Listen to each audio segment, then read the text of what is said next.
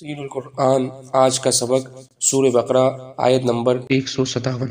اعوذ باللہ من الشیطان الرجیم، بسم اللہ الرحمن الرحیم۔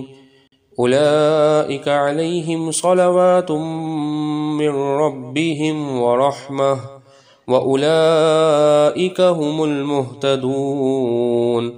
ترجمہ: یہ وہ لوگ ہیں جن پر ان کے رب کی طرف سے عام رحمتیں ہیں اور خاص رحمت بھی ہے، اور یہ وہ لوگ ہیں جو ہدایت پانے والے ہیں۔ اس آیت مبارکہ کی تفسیر میں یہ بات لکھی ہے کہ لفظ صلوات صلات کی جمع ہے۔ صلات رحمت کو کہتے ہیں، اور صلوات کے ساتھ لفظ رحمت بھی مذکور ہے۔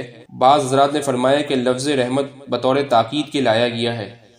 مفسر بیضاوی فرماتے ہیں کہ اللہ کی طرف لفظ صلات کی نسبت ہو تو اس سے تزکیہ اور مغفرت مراد ہوتی ہے، اور اس کو جمع لانے میں اس کی کثرت پر اور اس کی مختلف انواع پر تنبیہ فرمائی، اور رحمت سے مراد لطف اور احسان ہے۔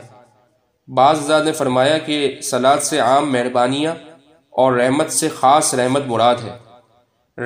رحمتوں کا انعام ذکر کرنے کے بعد فرمایا وَأُولَئِكَ هُمُ الْمُهْتَدُونَ کہ صابرین یعنی صبر کرنے والے جو مصیبت کے وقت اِنَّا لِلَّهِ وَإِنَّا إِلَيْهِ رَاجِعُونَ پڑھتے ہیں، یہ لوگ اللہ کی قضا پر دل اور زبان سے رضامندی ظاہر کر کے اِنَّا لِلَّهِ وَإِنَّا إِلَيْهِ رَاجِعُونَ پڑھ کر حق اور ثواب کی راہ پانے والے ہیں۔